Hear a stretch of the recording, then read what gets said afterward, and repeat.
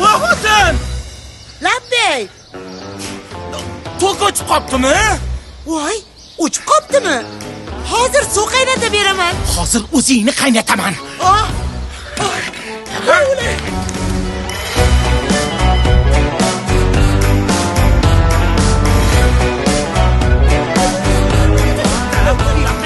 Qo'shni. Tinchlikmi? Buni ko'rmaysizmi? Tok o'chib qolmasin deb qo'liga pul berib jo'natib yuborsam. Bu bo'lsa, gapir. Yangi kiyim oldim, yarashibdimi? Hoy, qo'shni. Asabiylashmang. Ko'pirib ketyapsiz. Ha, azizam, tomga chiqyapsiz. Yoki neyim quvladilar-mi? Yo'q. Royal quyosh suv isitgichlarni o'rnatyapmiz. Nima u? Kiyadigan narsami?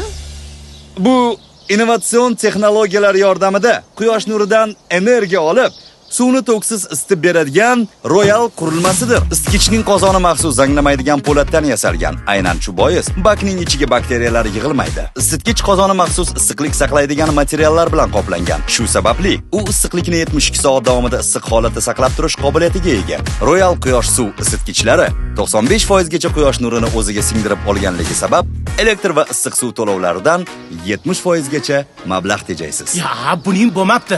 Shisha ekan-ku. Ertaga do'l yog'sa nima bo'ladi? Undan keyin bizni bolamiz sho'x qopda o'ynaydi. Bir tepib sindirsa-chi? Aslo. Royal suv isitgichining oynasi maxsus toblangan oyna bo'lib, har xil tashqi ta'sirlarga chidamli. Yo'q-e? Kerak bo'lsa sizni ham ko'taradi. Bu Royalni baki qanaqa ekan? Uni ikki xili mavjud. Yassi panelli gorizontal quyosh suv isitgichlari 150, 200 hamda 300 litr, vakuumli gorizontal quyosh suv isitgichlari esa 100, 200 hamda 300 litrgacha hajmga ega. Xususiy uylar, kottejlar va dala hovlilari uchun mo'ljallangan. Oho, ancha qulay narsa ekan-ku, ha? Shuning uchun ham butun mahalla shundan o'rnatyapti-da. Bilsangiz, davlat buning uchun kompensatsiya bermoqda. Eng qizig'i, bo'lib to'lash imkoniyati ham bor. Unday bo'lsa, bizga ham o'rnatib berasizlar. Ana shunda tokdan ancha tejaymiz. Tejalgan pulga menga yangi ko'yna olamiz. Ana. Royal quyosh kuchi har bir suv tomchisida.